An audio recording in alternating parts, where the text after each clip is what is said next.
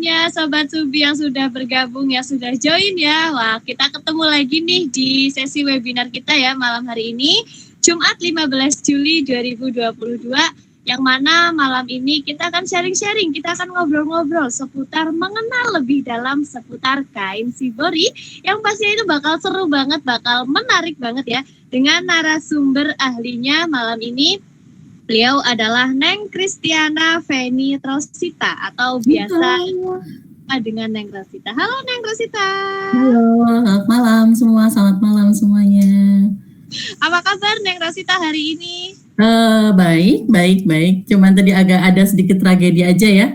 Soalnya biasa kan kalau emak-emak lupa password itu lah salah satunya saya tuh. Oke, Sobat Subi, jadi Neng Rosita ini beliau adalah seorang founder dari Rosita Batik Shibori yang memulai usahanya sejak tahun 2017. Lah, sudah kurang lebih ada 5 tahun ya Neng Rosita ya? Iya, 5 tahun. Sahabat. Oke, sebelumnya boleh diperkenalkan dulu Neng Rosita kepada kita semua profil dari Rosita Batik Shibori itu sendiri. Silahkan Neng. Oke, terima kasih untuk waktunya. Selamat malam semuanya. Saya dengan Rosita Feni atau Feni Rosita, biasa dipanggil Rosita, Kak Ros ya, atau mereka panggilnya Neng Ros ya, Neng Rosita. Terima kasih untuk waktunya. Saya founder untuk Rosita Batik Shibori. Kita berdiri dari tahun 2017 ya.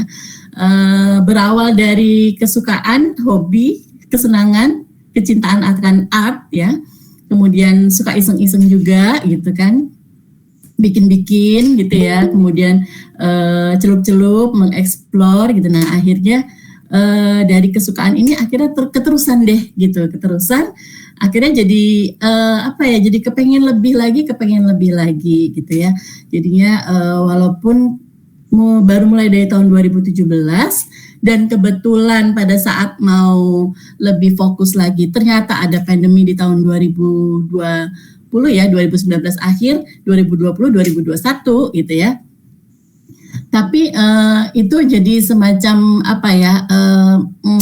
blessing in disguise juga gitu, karena dari situ saya punya kesempatan untuk lebih banyak belajar gitu, karena nggak harus pergi keluar gitu ya, harus banyak belajar, mengolah keterampilan, menambah teknik-teknik yang baru dan sebagainya ya. Dari situ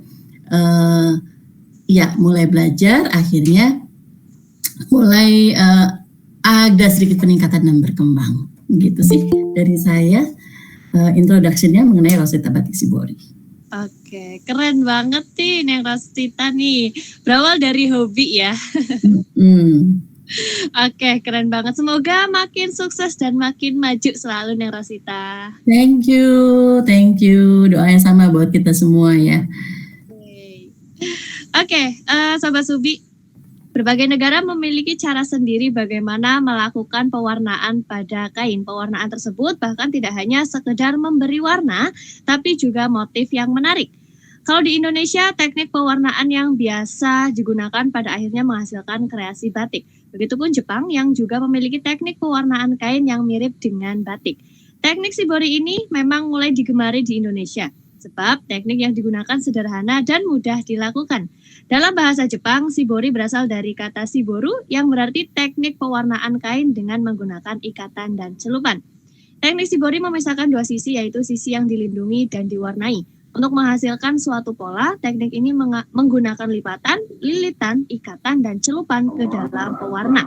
Dahulu, pewarna yang digunakan berasal dari alam, namun ini berganti menjadi pewarna sintetis. Kain yang digunakan untuk membuat karya yang menggunakan teknik Shibori ini biasanya adalah kain katun berwarna putih. Tetapi jika di Jepang, umumnya mereka menggunakan kain kapas yang dikenal dengan kain nikishima. Itu sedikit penjelasan ya dari saya, pembukaan ya untuk dari saya. Mungkin nanti kalau untuk lebih detailnya akan dijelaskan ya pastinya oleh Neng Rosita ya, yang pastinya bakal seru banget, pastinya bakal menarik banget. Teman-teman jangan di skip ya sampai akhir acara. Dan nanti kalau dari Sobat Subi ada pertanyaan nih ya mengenai materi yang akan disampaikan malam ini, silahkan boleh ditanyakan aja, boleh diketik ya di room chatnya. Nanti akan saya bantu bacakan dari Neng Rosita yang akan membantu menjawab ya. Tanpa berlama-lama lagi ya, kita akan langsung saja. Silahkan Neng Rosita untuk memulai memaparkan materinya. Silahkan. Ya, terima kasih Mbak Ika. Minta tolong dibantu untuk share screen-nya bisa? Oke, siap. Kepada tim Subi boleh dibantu ya untuk share screen-nya. Oke? Ditunggu ya Neng Rosita. Ya.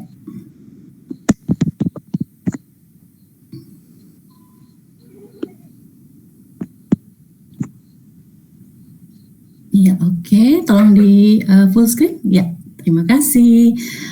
Baik, Kak Ika, saya bisa memulai ya mulai sekarang.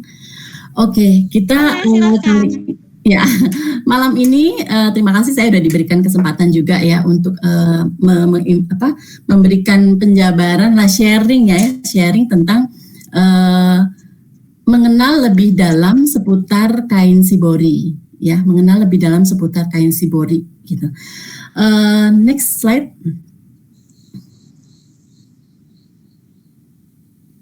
Oke, nah agendanya pada malam hari ini nanti tolong dibantu ya Mbak kalau misalnya saya kecepatan atau kelambatan atau sudah mendekati jamnya ya, soalnya saya kalau ngobrol itu biasanya langsung bisa kemana-mana gitu ya. Oke, agenda pada malam hari ini kita mau bahas tentang apa sih ya, introduction. Kemudian apa itu shibori gitu. Kemudian shibori teknik, jadi teknik-teknik yang ada di shibori, bagaimana cara membuatnya. Ini kita penjabarannya secara teori ya, karena bagaimanapun juga kita harus praktek gitu ya. Betul. Oke. Tapi saya mau menjelaskan secara teori dan mungkin nanti saya akan memberikan beberapa contoh. Kemudian shibori business opportunity. Jadi opportunity untuk bisnis shibori. Oke, next. Ya, saya mau memperkenalkan diri dulu. Nama saya Christiana Feni Rosita. Dipanggil apa aja, banyak yang panggil Christine, ada yang panggil Ana, ada yang Feni, ada yang Rosita. Tapi untuk di shibori saya biasa dipanggil Rosita. Nah, next saya mulai join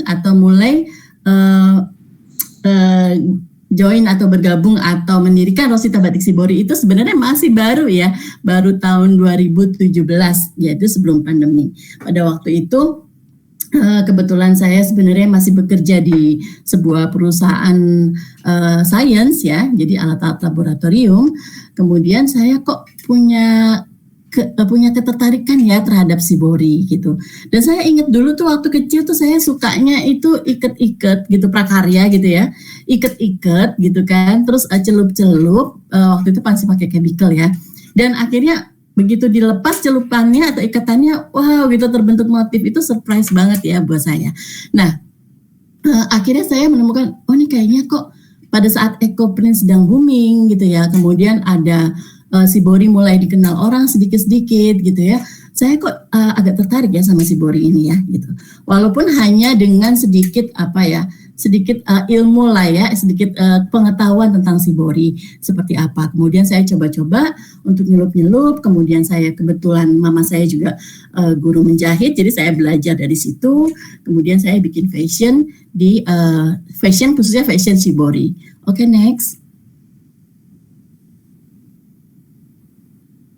Nah, ya, itu introduction singkat ya tentang saya, bagaimana saya memulai shibori, bagaimana ketertarikan saya terhadap shibori gitu. Awalnya sangat biasa dan sangat simple gitu ya. Oke, next saya mau bicara tentang apa sih shibori itu. Seperti tadi yang Mbak Ika sudah jelaskan ya, shibori memang berasal dari kebudayaan Jepang. Jadi berasal dari kata shiboru. Banyak mungkin dari rekan-rekan di sini ya sudah mengenal atau sudah tahu shibori itu apa gitu. Tapi kalau saya ditanya sama orang lain ya, Mbak bisnisnya apa? Saya jual fashion shibori gitu. Apaan tuh gitu. Jadi mereka masih tanya apaan tuh. Kalau saya bilang, oh saya jualan batik, mereka sudah tahu gitu. Tapi kalau saya bilang saya jualan shibori, apaan tuh shibori gitu. Jadi masih belum semua orang paham tentang shibori gitu. Nah, shibori sendiri itu berasal dari kata shibori yang artinya memeras, menjepit, menekan gitu ya. Kemudian pewarnaan. Juga di negara lain itu dikenal juga dengan nama shape resist dyeing. Jadi membentuk kemudian menutup ya, mewarna. Jadi atau juga disebut tie dye, atau kalau di Indonesia kita tahu ikat celup gitu. Jadi intinya shibori apa? Shibori itu adalah teknik merintangi kain. Jadi pada saat pencelupan yang dirintangi gitu ya, itu akan menjadi motif.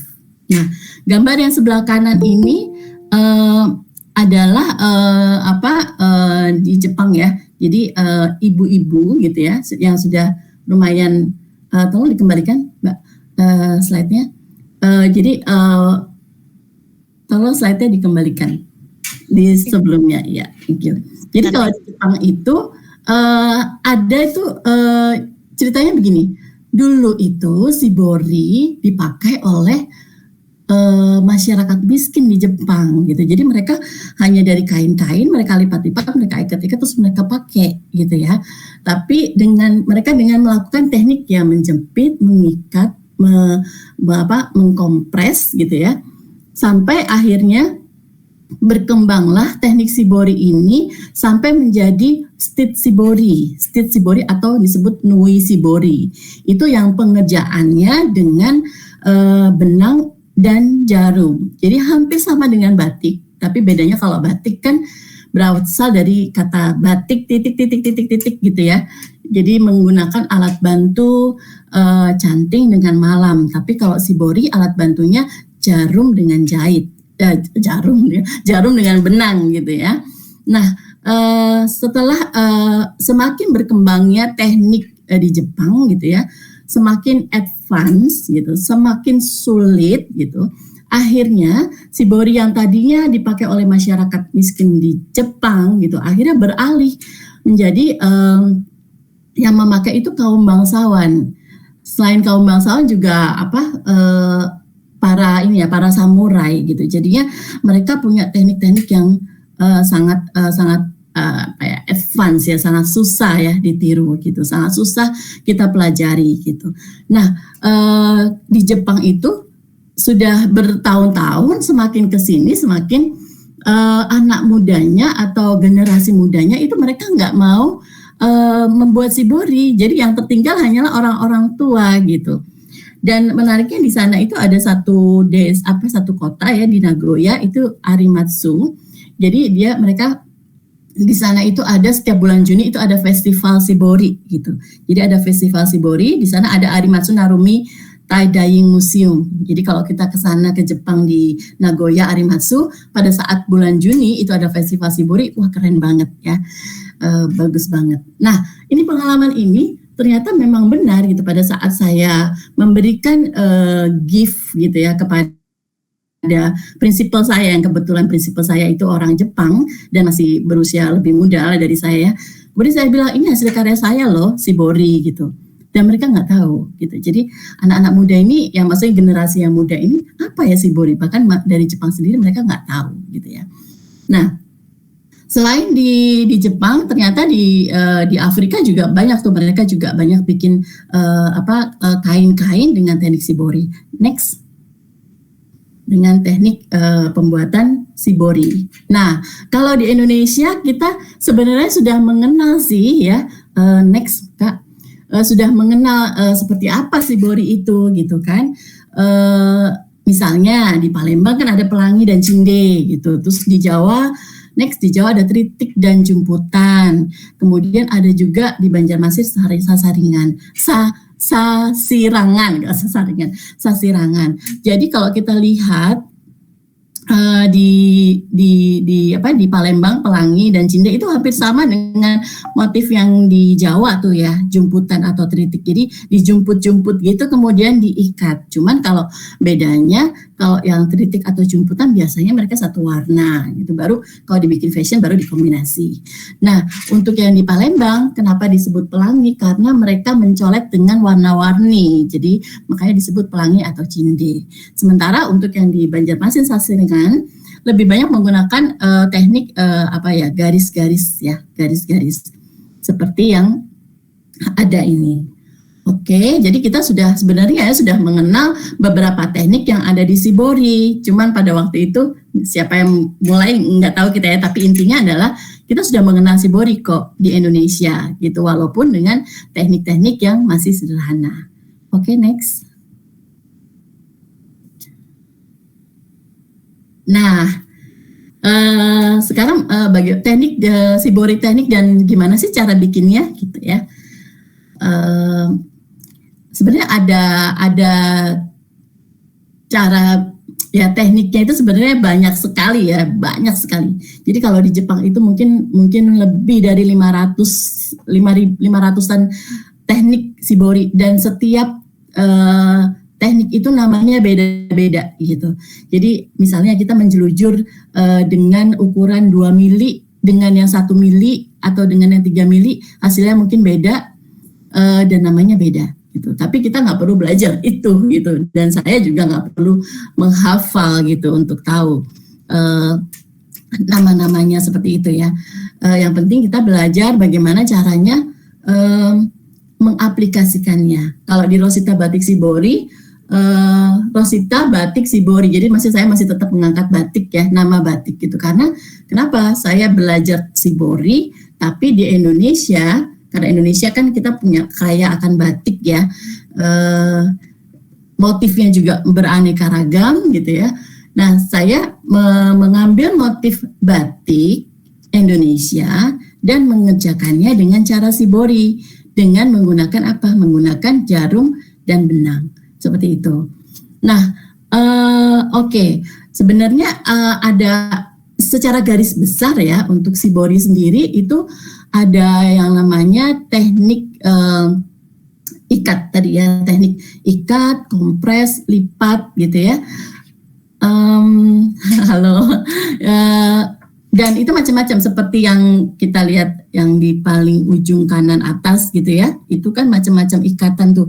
Kemudian di sebelahnya juga ada yang dilipat, ada yang diikat, kemudian ada yang digulung panjang gitu. Kemudian yang di tengah di atas ya, nomor 3 dari atas itu namanya miura. Ya, yang sebelah kanan, paling kanan itu namanya kumo. Bawah itu namanya kanoko, sebelahnya lagi itu namanya arasi dan sebagainya. Oke, next. Jadi teknik-teknik yang sederhana dilakukan dengan cara mengikat, mengompres, melipat gitu ya. Kemudian baru mencelupnya. Itu tekniknya sederhana. Dengan cara apa? Dengan tali, dengan karet, dengan apapun gitu. Bahkan saya pernah coba batu-batu kali yang kecil-kecil itu ya, itu saya ambil, saya taruh di kain, saya iket-iket aja di kain gitu, di beberapa tempat, di beberapa spot dicelup, dan itu sudah jadi motif. Pernah suatu ketika juga saya iseng-iseng, saya punya CD ya, CD yang nggak terpakai itu kan, CD itu lingkaran gitu, tengahnya bolong ya, itu saya lipat-lipat kain, saya lipat-lipat seperti harmonika gitu sampai dia kotak, lalu saya press pakai CD dan hasilnya bulat-bulat dan tengahnya agak bolong gitu. Jadi ada bagian yang diwarnain itu jadi seperti donat gitu ya, susunan donat beberapa. Jadi apapun apapun alatnya kita bisa pakai gitu. Jadi kalau misalnya kita tiba-tiba menemukan ranting ya, terus kita mau bikin ini mau aku bikin Shibori, gimana caranya, dililit aja ranting itu, kemudian terus diikat pakai tali, nanti pada saat selesai dicelup kita buka, itu akan menjadi motif gitu. Jadi bagi saya Shibori itu adalah sebuah kreativitas tanpa batas ya. Oke, kemudian yang teknik yang kedua yaitu teknik menjahit yang stitch yang saya bilang tadi ya, dengan cara pakai jarum dan benang. Namanya teknik menjahit pun itu akan banyak sekali, ada nui Shibori, makiake, makinui, mokume, karamatsu, guntai dan sebagainya gitu, banyak sekali. Kak, tolong diputer yang ini videonya yang sebelah kiri ini, yang sebelah kiri ya, yang warna biru, video yang sebelah kiri. Nah, yang sebelah kiri kita hari ini yaitu membuat itajime Shibori. Oh, nggak keluar suaranya ya? Dari hasil lipat-melipat yang sama. Nggak bisa keluar suaranya ya. Jadi ini adalah teknik yang kita namakan itajime shibori. Itajime itu caranya kain itu ya, kain itu kita lipat harmonika gitu ya. Kemudian kita buat seperti segitiga gitu. Entah jadinya segitiga sama kaki, segitiga sama sisi gitu ya. Kita jadi segitiga, kemudian ada bagian-bagian yang dicelup gitu. Entah bagian sisi atas atau sisi bawah atau sisi samping kanan, bawah kiri, itu ada bagian-bagian yang dicelup gitu ya. Jadi setiap bagian yang dicelup kemudian nanti kita buka, hasilnya akan beda. Kalau kita hanya nyuruh bagian ujung aja gitu ya, sementara yang bagian bawah enggak, itu hasilnya juga akan berbeda apabila kita nyelup di bagian bawah sebelah kanan dan kiri. Atau bahkan di setiap sisi kita celup ke pewarnaan, itu juga hasilnya akan berbeda. Jadi yang saya tunjukkan di video ini dengan lipatan yang sama, gitu, teknik melipat yang sama, tapi saya mencelup dengan cara yang berbeda, itu akan menghasilkan motif yang berbeda.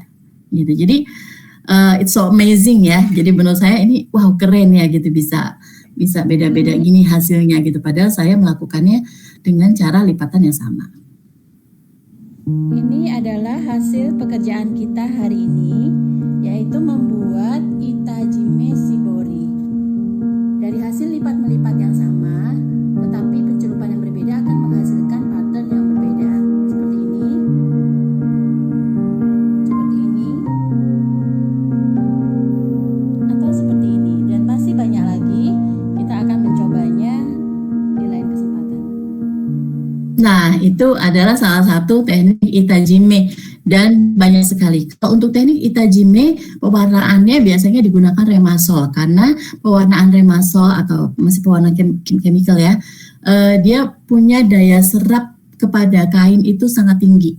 Jadinya mengapa dipilih pewarnaannya menggunakan chemical remasol. Untuk silakan diputar Mbak untuk yang video satunya. Nah, ini adalah teknik yang agak lebih sulit. Jadi kita menggunakan teknik stitch atau jahit-menjahit.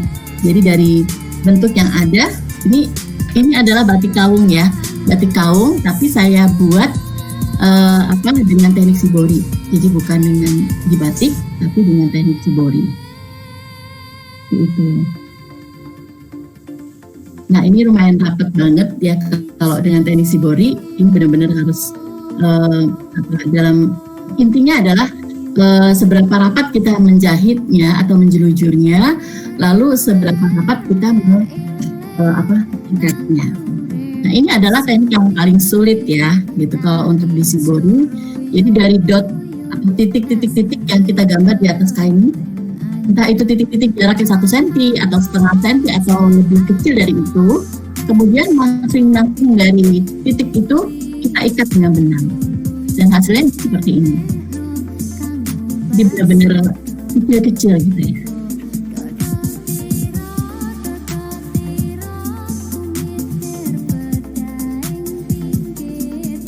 Nah, ini teknik yang memang rumit dan oke, untuk mengerjakannya selama untuk 2 meter kain ini mengerjakannya bisa hampir 1,5 bulan lah ya. Jahit-jahitnya, belum dengan pewarnaannya.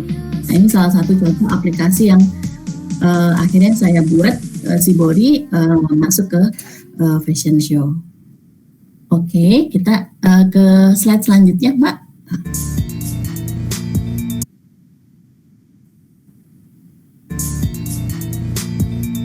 Ini adalah hasil pekerjaan. Ya, rasanya harus di stop dulu. Ya. Oke, tolong langsung di next ya. Ya. Nah, ini adalah beberapa contoh teknik shibori ya. Sebenarnya saya kalau misalnya saya yang share screen, saya bisa kasih gambarnya gimana sih caranya bikinnya gitu ya. Kalau guntai ini jadi gini, pastinya di kain yang polos ya, kain yang polos dan warnanya putih supaya nanti hasilnya atau gambarnya itu bisa kelihatan dengan lebih jelas gitu ya. yang terbentuk, motif yang terbentuk gitu. Dan pastinya di kain yang tidak mengandung polyester, karena supaya pada saat pencelupan dia dapat pewarnaan dapat masuk atau tercelup dengan sempurna. Nah, yang gambar paling atas itu adalah teknik guntai shibori. Jadi pengerjaannya itu gimana ya? Bentar. Ya. Nah, ini kalau misalnya kelihatan nggak ya? Ini misalnya saya gambar seperti ini ya. Biasanya teknik guntai shibori itu kalau gambarnya itu dia panjang-panjang gitu ya. Terus ini nanti, nah seperti ini ya. Jadi benang itu masuk ke sini, ke atas, langsung masuk ke bawah, kemudian dari sini dijahit lagi ke sini, masuk lagi ke bawah, dijahit lagi, begitu seterusnya sampai di ujung, kemudian ditarik dengan rapat. Akhirnya di bagian yang ini dia akan tertarik gitu, akan ketarik gitu ya. Itu untuk yang teknik guntai.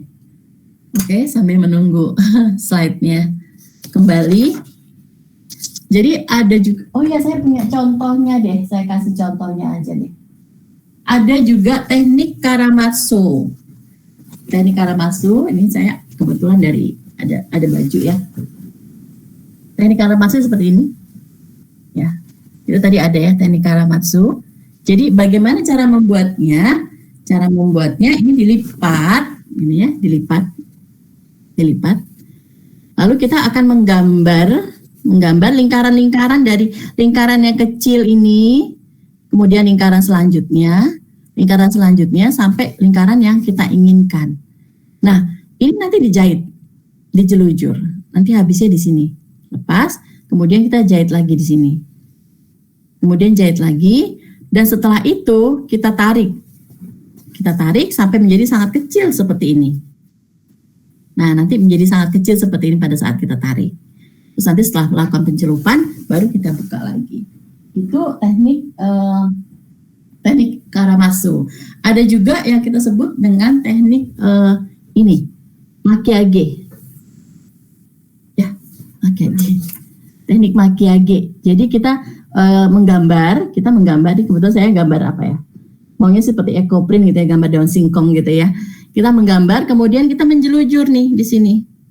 Di tepi-tepinya ini dijelujur, kemudian setelah dijelujur, kemudian ditarik dengan kuat, lalu diikat. Gitu. Mudah-mudahan rekan-rekan di sini kebayang ya. Gimana cara membuatnya. Sama ini juga seperti ini ya.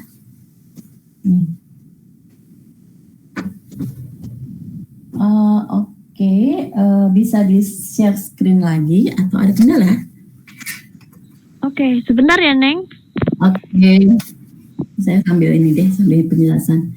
Nah, ini juga ada ya. Seperti ini.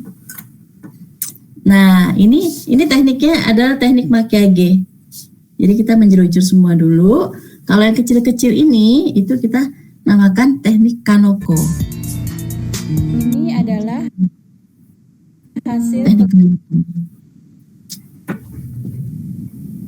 Oke, ada lagi ada lagi seperti ini misalnya. Nah, ini dia. Ini. Jadi dari garis-garis ini hanya garis-garis aja. Ini namanya teknik makiage. Mokume, sorry. Teknik mokume. Jadi hanya garis-garis saja. Intinya adalah, kalau kita nggak bayangin ya, kalau ini kain sepanjang 2,5 meter gitu ya. Kalau sudah kita jahit gitu ya, kita jelujur, kita ikat, ini bisa hanya jadi segini lah. Hanya bisa jadi segini nih. Berapa? 40 cm kali 50, nggak ada 50, 40 cm kali 30 cm. Kalau sudah diikat-ikat dan dijahit. Nanti pada saat setelah diikat dan dijahit, kemudian kita lakukan pencelupan di pewarnaan. Ya, oke. Apakah sudah bisa di-share screen? Ini kayaknya lagi ada trouble nih, Neng Rosita, sebentar ya. Iya.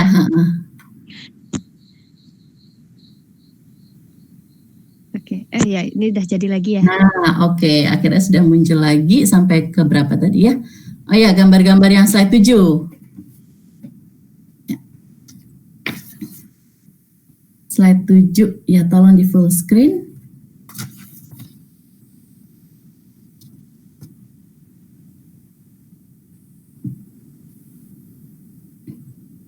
Kadang-kadang dalam satu kain gitu ya, kita bisa menggambar dan mengerjakan shibori tidak hanya dengan 1-2 teknik.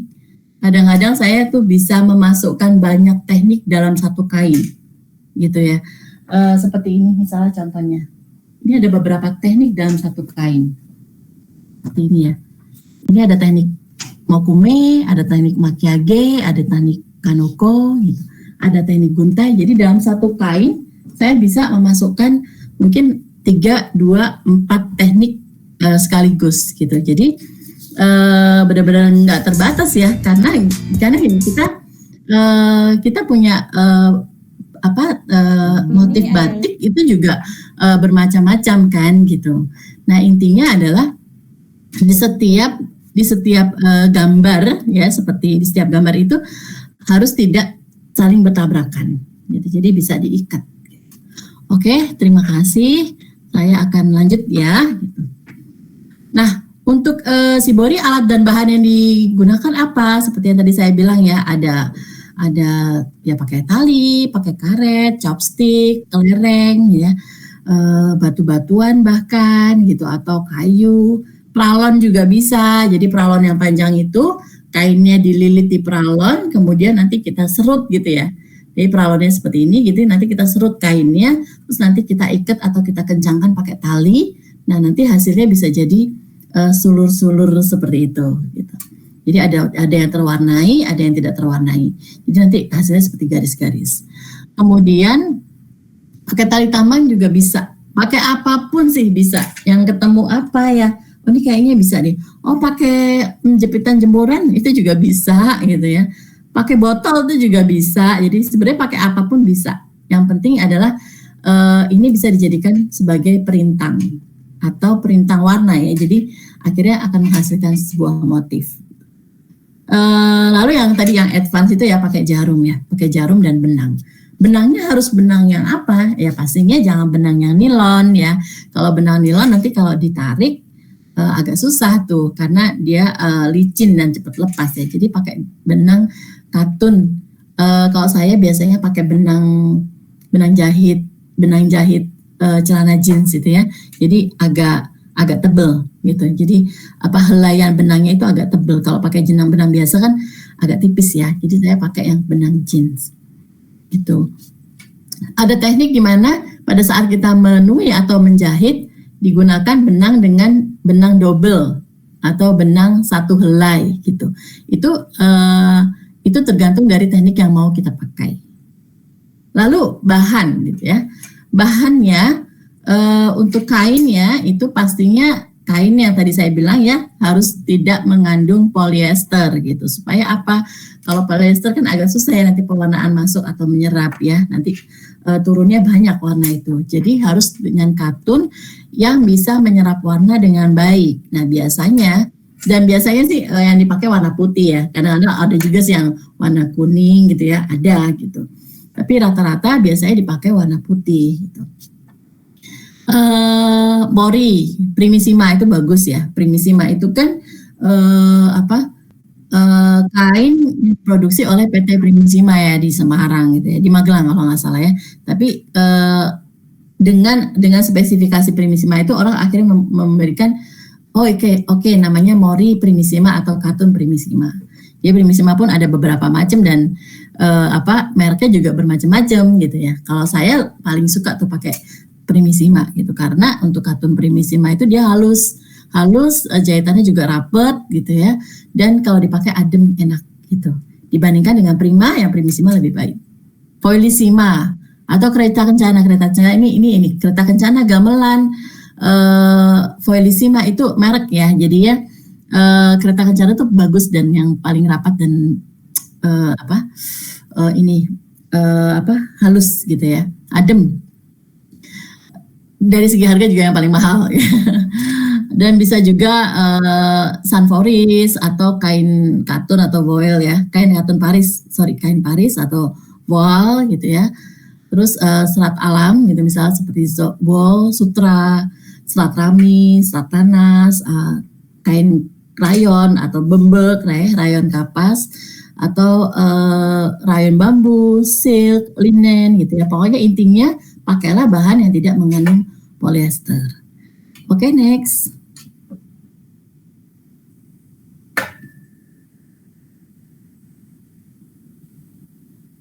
Ya, nah sekarang kita udah tahu ya tekniknya itu seperti apa, gimana cara membuatnya.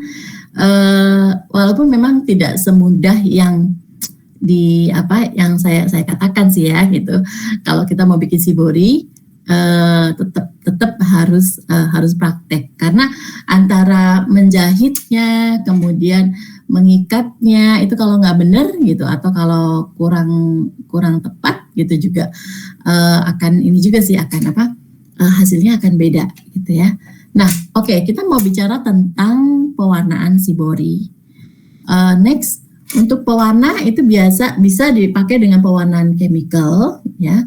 Saya biasanya kalau untuk yang chemical naphtol, kemudian kalau yang untuk itajime atau Sika shibori itu biasanya dengan remasol. Bisa juga dengan indigosol bisa gitu ya. Tapi semakin ke sini dulu awalnya saya memang pakai pewarna chemical, lebih banyak chemical. Karena pewarna chemical sebenarnya lebih gampang. Kalau dibilang lebih gampang dan lebih murah ya. Kalau dibilang pewarna alam lebih murah karena bisa ditemukan di alam gitu ya. Enggak juga gitu ya. Pewarna alam kita harus mencari sumber pewarnanya gitu ya. Terus kalau kita nggak dapat di sekitar kita beli ya. Nah, beli pewarna alam itu memang jauh lebih mahal daripada pewarna chemical gitu ya. Bagus ya kalau kita bisa mendapatkan misalnya, daun jati di depan rumah kita banyak nih, ayo kita manfaatkan daun jati itu dan kita bikin pewarna. Nah itu mungkin memang bisa dibilang pewarna alam lebih murah gitu ya. Tapi semakin kesini saya itu semakin lebih banyak menggunakan pewarna alam. Pewarna alamnya saya suka biru ya, indigo pasta atau powder.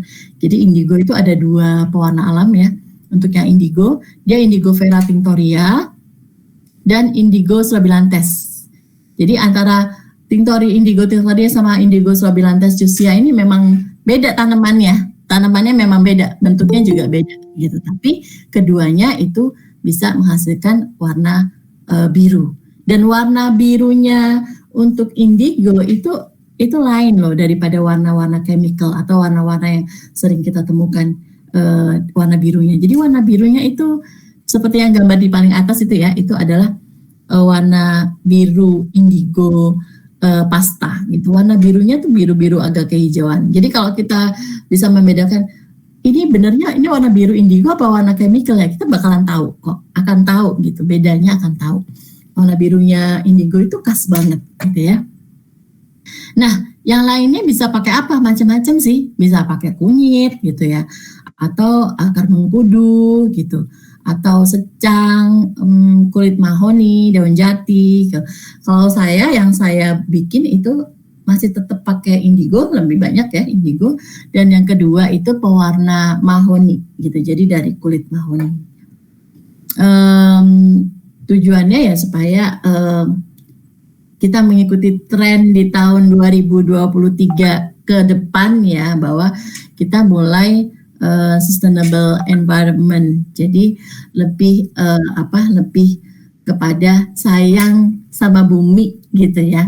Jadi kita memakai pewarna alam yang tidak memberikan efek yang terlalu buruk gitu terhadap alam gitu ya. Juga misalnya fashion yang sekarang kan banyak menggunakan fashion zero waste gitu ya. Jadi kita nggak buang-buang banyak perca-perca kain gitu. Akhirnya memenuhi sampah di bumi ini. Nah, next itu mengenai pewarnaan shibori.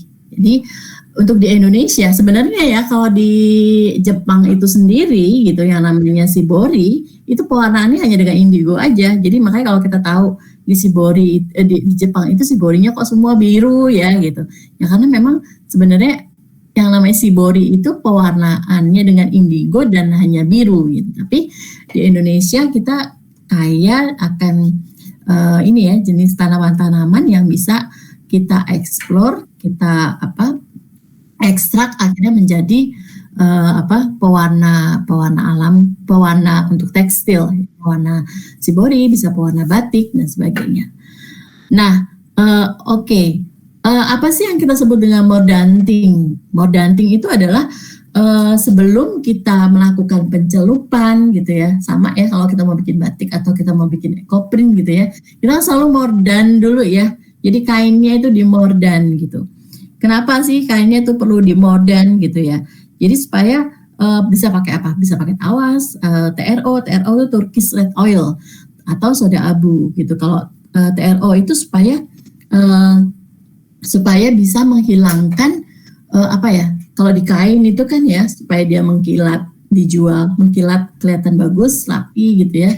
Itu kan kadang-kadang ada lapisan lilinnya gitu, ada minyaknya. Nah, TRO ini itu fungsinya untuk menghilangkan itu minyak, lapisan lilin, mungkin serbuk-serbuk atau kotoran-kotoran yang menempel di kain dan di pori-pori kain. Jadi nanti benar-benar setelah kita lakukan mordanting, itu kainnya itu benar-benar sudah siap untuk dilakukan pencelupan, siap menerima pewarna gitu. Jadi selain itu dengan kita lakukan mordanting ini juga nanti warna bisa menempel dengan sempurna. Dan kalau untuk pewarnaan dengan alam, warnanya itu bisa rata gitu ya, warnanya itu bisa rata. Jadi bisa tajam dan rata gitu ya. Selain itu dia juga bisa tahan terhadap luntur gitu. Itu sih kenapa kita perlu mordanting gitu. Gimana caranya mordan? Macam-macam ya. Tapi yang biasa kalau saya lakukan itu biasanya soda abu sama TRO gitu ya. Saya campur, atau soda abu sama tawas itu saya campur gitu ya. Terus saya tambahin air, kemudian saya masak tuh sampai mendidih airnya. Saya sampai mendidih, setelah mendidih saya masukin kain. Saya masukin kain, saya aduk-aduk kainnya sampai benar-benar basah, terendam. Kemudian saya biarin aja sampai besoknya baru saya angkat. Jadi di situ nanti kita kelihatan tuh hasilnya. Jadi ada lapisan yang atas di tempat itu mungkin ya, oke lah, panci gitu ya misalnya. Lapisan atas itu airnya udah mulai jernih. Nah, lapisan yang bawah itu sudah mulai terdapat endapan-endapan. Nah, endapan-endapan itu sebenarnya yang kotoran-kotoran dari kain itu. Entah itu minyak, entah itu lilin, entah itu serbuk, entah itu kotoran-kotoran yang menempel di kain dan di pori-pori kain. Jadi kemudian kita ambil, kita bilas dan kita cuci. Kita jemur. Nah, setelah kain yang berwarna putih itu tadi kita mordanting, kering, nah itu kita siap kita istilahnya kita mau batik, kita mau ekoprint, kita mau shibori gitu ya, udah siap gitu. Nah, baru biasanya saya akan lakukan, setelah itu baru saya akan melakukan misalnya gambar atau mulai bikin baju gitu ya. Oke, next. Next, Mbak, coba next ini ya. Setelah ini saya bicara apa? Oke, sebentar ya. Terus, oke. Ya, habis di mordan. Oke, itu habis di mordan kita kita gambar ya. Kita gambar, terus kita lakukan mungkin ya pekerjaan shibori ya, melipat, mengikat gitu, atau nui shibori ya. Jadi kita jarum-jarum, kita jujur kemudian kita tarik. Setelah itu dilakukan pencelupan dengan pewarnaan, dengan entah itu pewarna chemical, entah itu pewarna alam. Tapi dengan catatan, ini catatan ya, kalau kita mau bikin shibori yang lipat-lipat atau itajime atau seka, memang kalau misalnya kita lakukan dengan pewarnaan alam agak susah, karena pewarna alam itu tidak gampang menembus sampai ke pori-pori kain sampai dalam. Jadi kalau untuk seka dan itajime biasanya kita pakai pewarna chemical remasol, gitu ya. Nah kalau untuk yang lain masih bisa kita pakai pewarna alam atau pewarna chemical. Lalu saya mau bicara apa ini? More than thing. Oke, fiksasi ya. Setelah kita lakukan pencelupan, gitu ya. Pencelupan itu biasanya nggak cuma satu kali, gitu ya. Pencelupan yang pertama, gitu misalnya ya, saya mau celup pakai pewarna indigo, gitu ya. Indigonya indigo pasta. Saya nggak bikin sih, saya beli ya indigo pasta itu. Sudah ada petaninya yang membuat indigo pasta. Jadi indigo pasta saya campur gitu ya, saya campur dengan air gitu ya. Air sebentar, indigo pasta campur dengan air mungkin ya sekitar untuk 1 kilo itu sekitar bisa sedikit aja ya, satu liter air gitu ya, dicampur aja, campur. Kemudian pasti untuk pengikatnya itu ada yang namanya, kalau sekarang itu ada entah gula gitu ya, entah namanya gula singkong gitu ya, bisa itu salah satunya, gula singkong gitu ya. Jadi itu gula singkong itu diencerkan ke air sebanyak mungkin bisa 10 kilo gitu ya, 10 liter, 8 liter, 7 liter gitu. Kemudian dimasak sampai mendidih. Setelah itu baru setelah itu diangkat, kemudian dicampur dengan pewarna indigonya gitu. Yang tadi sudah kita encerkan dengan 1 liter air gitu ya. Kemudian kita aduk-aduk sampai berubah warna, airnya itu jadi agak-agak hijau gitu. Nah, kalau sudah gitu, sudah agak-agak hijau dan berbuih yang agak berwarna ungu gitu, baru kain yang tadi sudah kita nui, sudah kita jahit-jahit, sudah kita ikat-ikat gitu ya, baru kita masukin tuh ke situ. Kita masukin, kemudian kita angkat gitu ya, kita peras-peras, kemudian kita jemur-jemur. Jadi biar teroksidasi. Dari situ akan, dari warna yang hijau tadi itu akan mulai berubah jadi agak biru. Kalau kita mau birunya mau yang pekat banget, ya berarti pencelupannya harus dilakukan berulang kali gitu. Misalnya habis dari situ udah agak-agak kering dikit, kemudian kita celup lagi. Terus kita toast lagi, toast itu di apa ya? Dijarangin, nggak jarang, diangin-anginin gitu ya, diangin-anginin, digantung diangin-anginin, nanti dia akan berwarna jadi lebih biru lagi gitu. Kalau misalnya kurang, ya bisa sampai 8 kali, 10 kali gitu, tergantung dari kita maunya birunya sebiru apa gitu. Kalau kita mau birunya agak-agak biru muda dan vintage ya mungkin 1, 2, 3 kali celup sudah selesai. Sama untuk pelakuannya untuk indigo maupun pewarna yang lain sama. Dan oke, ini sudah sampai fiksasi. Nah setelah itu kita lakukan yang namanya fiksasi. Fiksasi itu proses mengunci pewarna supaya nggak mudah pudar gitu. Jadi fiksasi itu supaya warnanya itu tetap bertahan gitu ya. Di situ tetap bertahan, nggak luntur, nggak pudar gitu. Dengan apa ya? Dengan bisa dengan tawas, bisa dengan kapur, bisa dengan tunjung atau cuka gitu ya. Tapi menurut kalau dengan kapur itu warnanya itu cenderung, kalau kita fiksasi dengan kapur warnanya agak-agak terang gitu ya. Jadi warnanya jadi lebih agak terang gitu. Tapi kalau tunjung itu cenderung warnanya agak lebih gelap gitu. Jadi karena tunjung itu kan sendiri warnanya coklat agak hitam gitu ya. Jadi agak lebih gelap. Nah kalau tawas itu karena dia tawas dia berwarna juga ya, jadi warnanya itu cenderung terang tapi tetap bertahan di warna yang terakhir kita celup tadi gitu. Jadi ini sih menurut penelitian antara warna dengan kapur atau dengan air tawas atau dengan air tunjung gitu, yang paling menguatkan warna yang paling baik itu adalah dengan menggunakan tawas dibandingkan kapur dan tunjung. Seperti itu yang namanya fiksasi. Jadi mempertahankan warna untuk tetap seperti itu. Nah, saya punya pengalaman juga sih gitu ya, karena saya lupa melakukan fiksasi gitu. Terus baju-baju yang saya kirim ke customer saya, ada juga yang beberapa kali cuci langsung pudar gitu. Ada tuh. Dan kebetulan adalah pelanggan setia saya gitu ya, dan dia juga heran, Mbak ini kok pudar banget. Waktu itu saya pakai pewarna alami apa ya, mahoni. Mbak ini kok pudar banget ya jadinya gitu. Padahal saya baru 2 kali cuci gitu. Saya pikir, oh ya kenapa ya kok bisa begini ya? Oh, saya ingat mungkin waktu itu saya nggak lupa, nggak fiksasi gitu. Tapi akhirnya waktu itu saya ganti sih ya, saya bikin. Nah, untuk mengganti atau untuk mewarnai ulang itu sama juga pekerjaan baru. Jadi saya harus nui lagi atau jahit lagi, ngikat lagi, baru nyelup lagi gitu ya. Walaupun di pakaian yang sama gitu. Jadi saya permak deh gitu. Tapi saya permaknya itu harus saya mulai lagi dari awal gitu kan. Nggak semudah itu gitu. Nah, oke, next.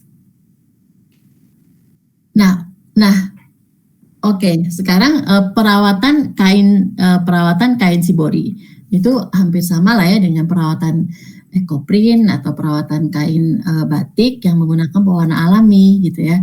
Sama, itu rumusnya udah sama gitu ya. Nggak boleh pakai dicuci, dikucuk-kucuk gitu ya, nggak boleh sih. Sayang juga ya gitu. Terus sebaiknya jangan pakai deterjen gitu, kalau bisa pakai larak atau pakai sabun mandi yang batangan itu boleh gitu ya, atau hanya dibilas-bilas aja nggak apa-apa gitu, tapi jangan diucek-ucek. Lalu cara jemurnya gimana ya? Cara jemurnya jangan langsung kena matahari langsung deh gitu ya, tapi bagaimanapun juga kalau misalnya kita jemur pakaian biasa yang nggak perlu harus pewarnaan alami pun, kalau kita jemur terlalu panas kan juga bisa belang juga ya bajunya. Jadi cukup diangin-angin kan, terus di tempat yang jangan terkena langsung cahaya matahari. Begitu juga pada saat setrika. Jadi setrika jangan waton panas gitu ya, pokoknya panas biar cepat selesai gitu ya. Nggak bisa juga begitu gitu. Jadi ya harus diatur itu temperaturnya. Perawatan kain. Nah, masalah penyimpanan gitu ya, misalnya penyimpanan di lemari gitu. Bisa tuh kalau misalnya kita tambahin kayak penyerap penyerap humidity, misalnya pakai kapur barus, tapi kapur barus mungkin bisa pakai akar wangi seperti itu ya di sela-sela di lemari gitu. Nah, itu sih salah satu beberapa tips atau perawatan untuk kain shibori. Oke, next Mbak. Nah, kita masuk ke shibori business opportunity.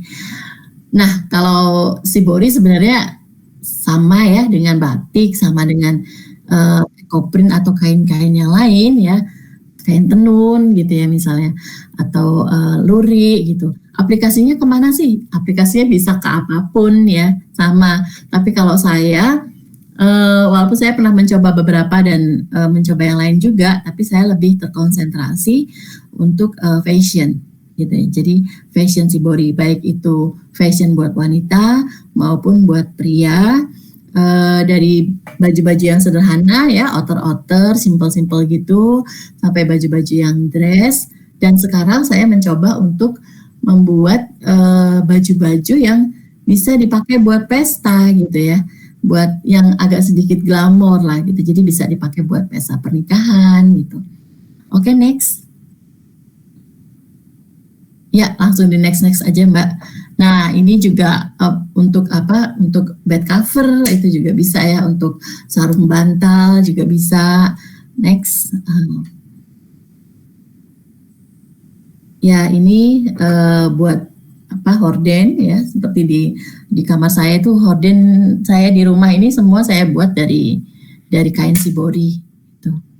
Terus yang saya mau buat ini juga ada kap lampu, itu juga saya mau buat, dan ada ya kayak celemek, terus ada tablecloth gitu, bed runner, macam-macam. Nah, yang tantangan buat saya itu saya mau membuat tas shibori yang bahannya bukan dari kain gitu, tapi dari kulit atau leather. Nah, ini adalah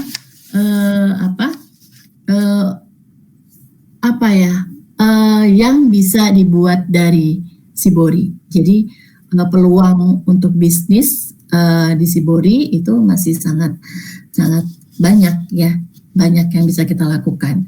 Kalau misalnya ada teman-teman ada yang mau, misalnya saya mau konsentrasi ke home living aja deh gitu.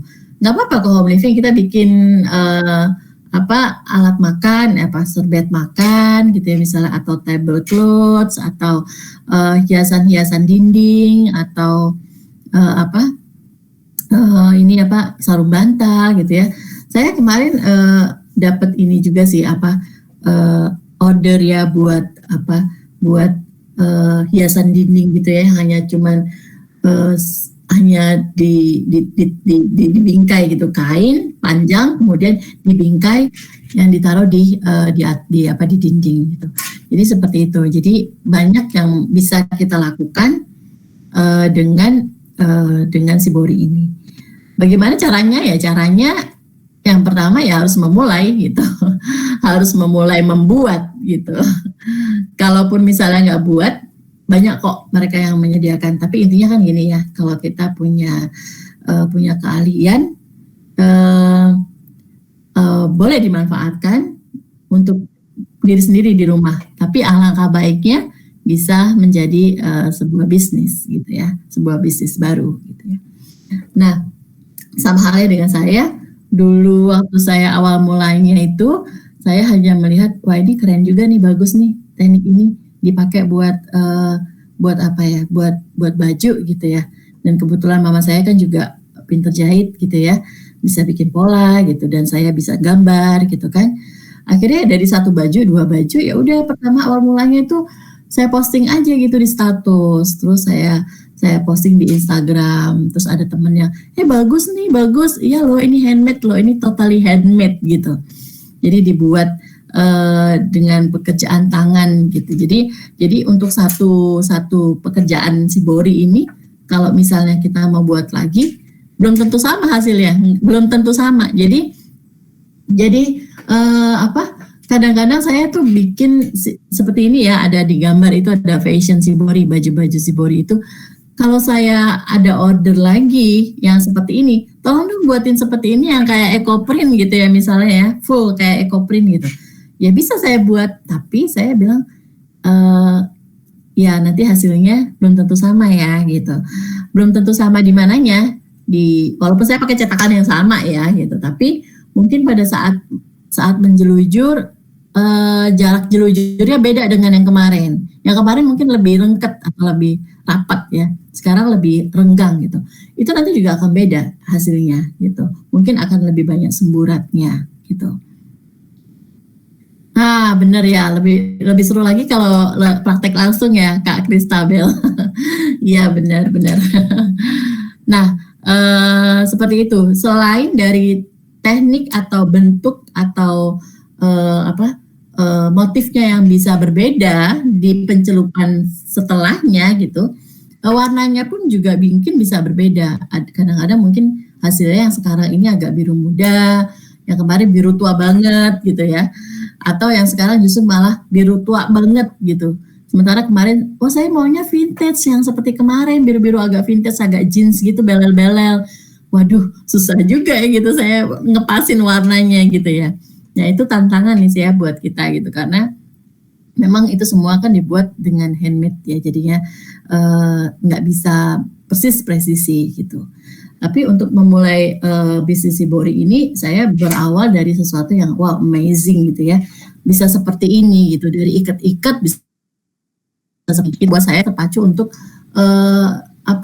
mencoba lagi dan mencoba lagi gitu. Oh kalau ini aku ngelipetnya begini gimana ya hasilnya?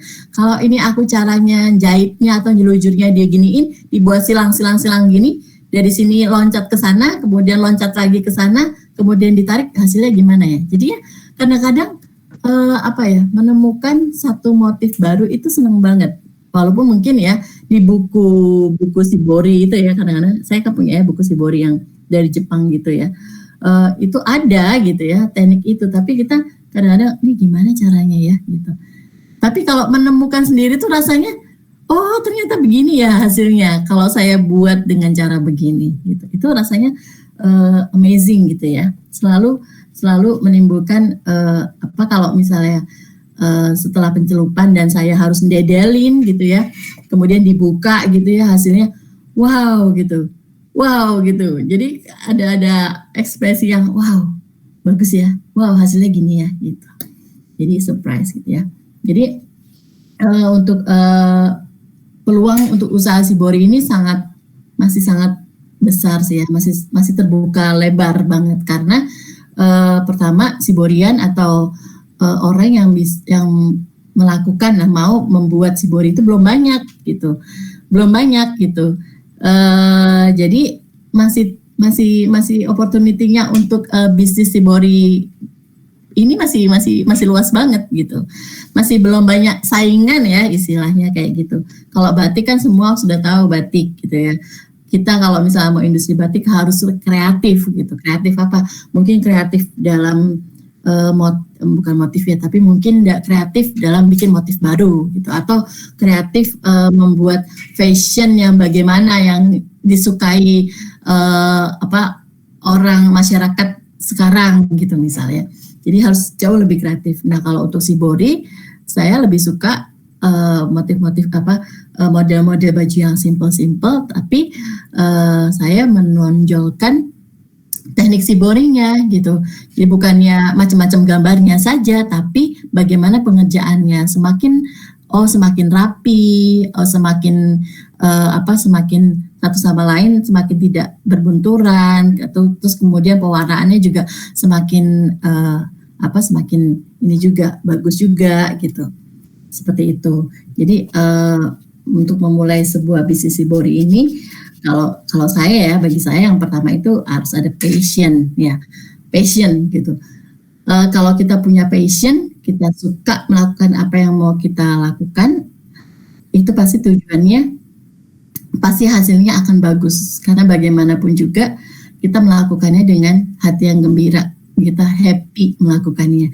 Jadi mau gagal sering gitu ya. Saya kalau dulu awal-awal itu kalau jahit, begitu saya celup, terus saya buka motif yang nggak terbentuk, itu sering banget gitu ya. Terus misalnya ternyata pas dicelup, celupannya nggak rata, itu terus banyak yang semburat-semburatnya yang nggak karuan, itu sering juga. Atau mungkin pada saat ditarik, harusnya kain yang tidak ikut ketarik, dia masuk terus ikutan ketarik, pada saat dicopot dia ada dot sendiri tuh yang warna putih yang ketarik. Aduh itu sedih banget kayak gitu ya, sering sih gitu. Tapi kalau misalnya kita mencintai pekerjaan kita punya passion, pasti hasilnya akan jauh lebih bagus. Nah selain itu, yang kedua itu adalah fokus ya, fokus. Walaupun saya masih bekerja di perusahaan alat laboratorium ya, tapi ini Shibori itu adalah side jobnya saya. Tapi saya mencurahkan waktu saya selain waktu ngantor ini untuk Shibori. Jadi berpikir bagaimana fokus to achieve goal. Jadi berpikir gimana caranya untuk mewujudkan apa yang saya inginkan. Kemudian ya pastinya harus ada improvement setiap kali. Jadi belajar nggak henti, harus tetap belajar terus. Yang terakhir sharing knowledge. Jadi kalau misalnya kita udah diberi kemampuan untuk talenta, diberi kemampuan untuk bisa melakukan sesuatu, ya why not kita bisa bantu-bantu atau share kepada teman-teman gitu. Jadi buat teman-teman, oke, next Mbak. Jadi buat teman-teman semua di sini, saya terbuka kalau mau ada yang tanya-tanya tentang Shibori, tanya tentang pewarnaan.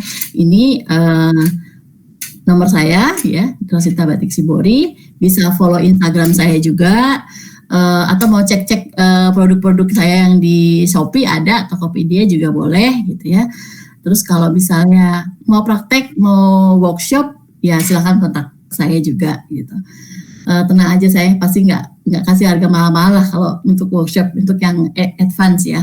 Kalau yang gampang-gampang, yang basic-basic, mau tanya-tanya saya boleh, silahkan kontak-kontak saya aja. Itu sih dari saya penjelasan tentang Shibori, bagaimana mengembangkan kain Shibori, bagaimana teknik Shibori ini bisa menjadi bisnis di kemudian hari. Dari saya seperti itu penjelasannya. Mungkin dari teman-teman sini ada yang ingin bertanya, silahkan. Begitu Mbak Ika. Terima Oke. kasih sudah stay sampai udah agak molor ya. Oh iya, ternyata sudah lebih 5 menit ya. Lebih 5 menit ya. Masa ya? Luar biasa banget sih. Jadi detail banget nih Rosita, luar biasa banget ya, dari sejarahnya, dari teknik-tekniknya, terus tadi ada sedikit praktiknya juga ya. Terus dari perawatannya, dan juga ternyata itu peluang ataupun opportunity dari berbisnis menggunakan untuk kain Shibori ini masih sangat besar sekali ya Neng ya. Iya, betul banget, betul banget. Makanya seperti saya bilang tadi kan ya, Shibori itu kreativitas tanpa henti gitu, kreativitas yang nggak bisa berhenti lah gitu ya. Misalnya di buku kita ngelihat seperti ini, ternyata kita iseng-iseng gitu ya, kita bikin gitu, ternyata sebenarnya salah, bikinnya nggak sesuai dengan petunjuk buku gitu ya. Tapi malah jadi motif baru ya, itu yang keren banget gitu ya. Ya, ini ada pertanyaan nih, Kak Ros, apakah waktu awal belajar Shibori sampai berguru ke Jepang, ceritain dong proses belajarnya. Arigato gozaimashita. Oke, enggak, saya enggak belajar ke Jepang ya. Saya malah suatu saat nanti bisa pergi ke Jepang loh. Bisa pergi ke Jepang. Nah, saya belajarnya dari mana? Sebenarnya saya belajarnya awal-awalnya dari YouTube. Dari YouTube, dari internet. Kemudian saya coba beli koleksi buku-buku Shibori. Buku-buku Shibori kan kalau adanya dari luar ya. Dari luar buku-buku Shibori saya impor gitu buku-bukunya. Terus saya coba lihat-lihat. Kemudian dari situ dari teknik-teknik yang biasa tadi itu, yang ikat-ikat tadi itu ya. Terus kalau kita sudah berhasil melakukan sebuah sebuah teknik gitu ya. Kemudian berhasil. Rasanya kan kita kepengen lagi kan. Kalau kayak gini gimana? Oh kalau yang kayak gini gimana caranya? Gitu. Oh kalau yang jahit-jahit gimana caranya? Gitu.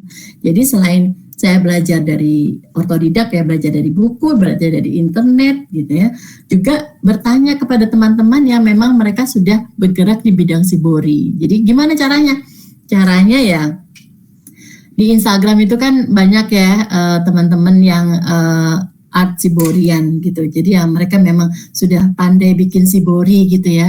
Ya udah saya kontak-kontak aja, saya follow, saya ajak ngobrol, akhirnya kenal dan akhirnya belajar gitu. Belajar dari mereka, telepon-telepon. Jadi kalau misalnya mereka nggak ragu-ragu atau nggak pelit-pelit ya kasih ilmu ke saya, ya berarti ya saya apa yang saya punya ya saya harus paling tidak bagi teman-teman yang mau belajar tentang Shibori, ya saya juga pasti akan share knowledge-nya juga gitu.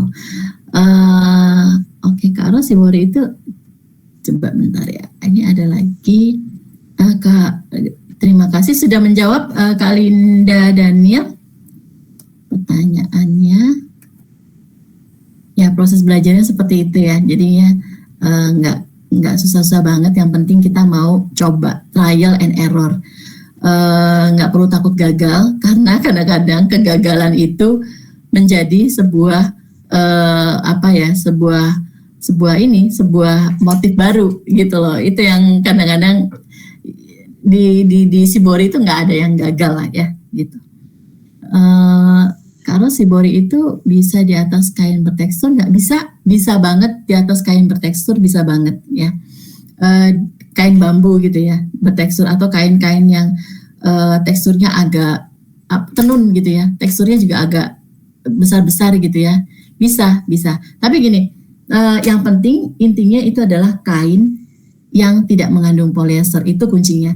Nah, mengenai kainnya itu mau bertekstur, kadang-kadang kan ada silk juga yang bertekstur ya.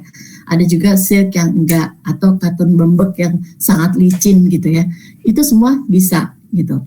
Nah, paling yang membedakan adalah kalau tingkat kerapatan dari kainnya, kerapatan serat-serat kain. Kalau serat-serat kainnya itu jarang-jarang gitu ya, seperti kain tenun itu kan jarang-jarang ya. Nah, kita nggak bisa pakai teknik stitch atau teknik nui Shibori. Paling bisa dilakukan pakai teknik ikat-ikat gitu.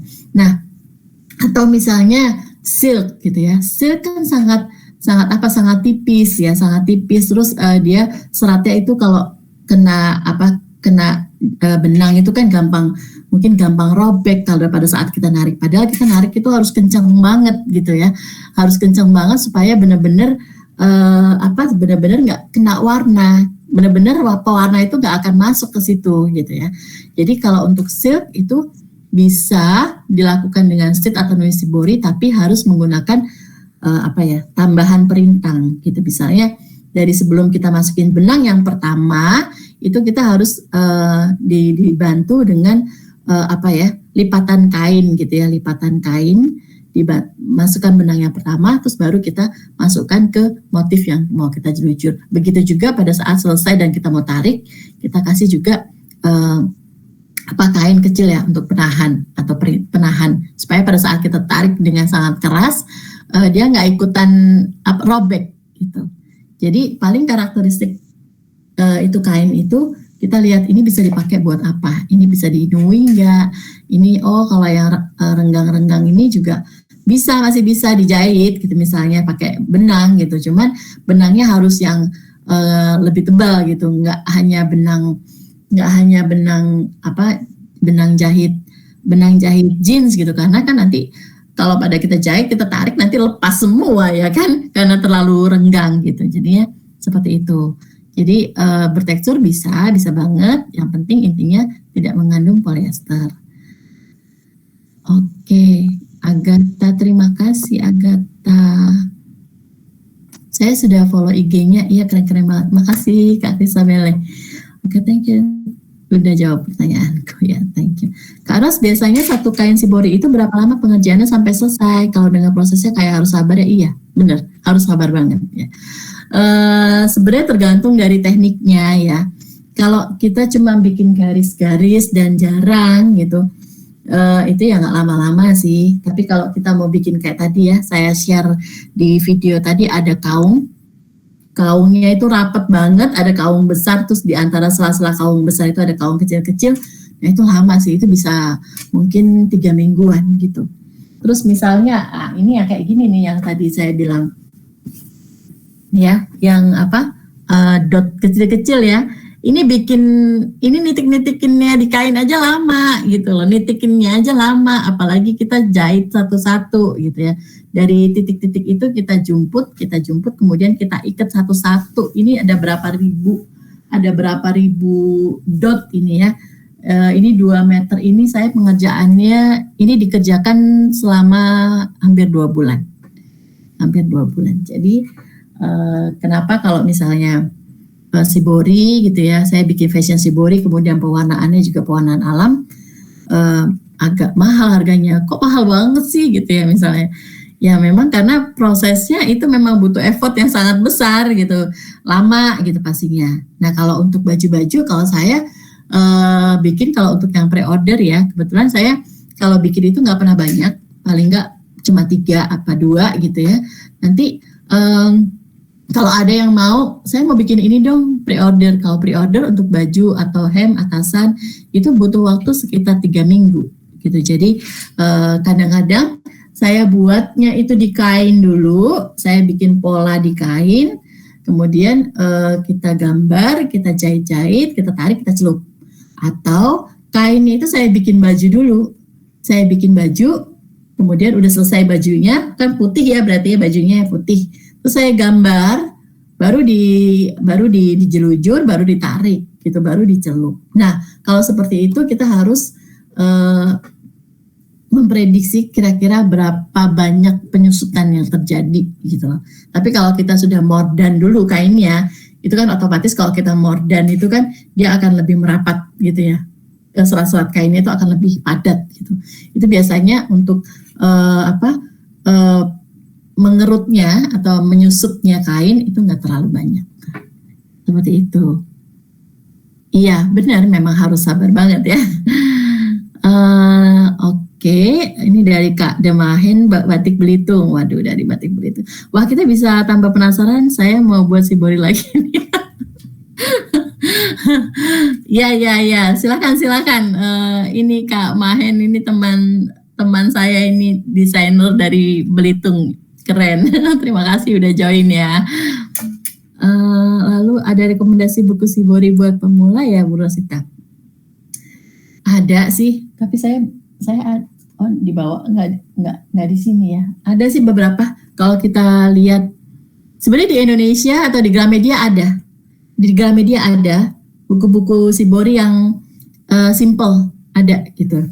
Yang mulai dari biasanya di buku Shibori itu ada penjelasannya mengenai kain apa yang digunakan, kemudian bahan-bahan dan alat-alatnya gitu ya ada.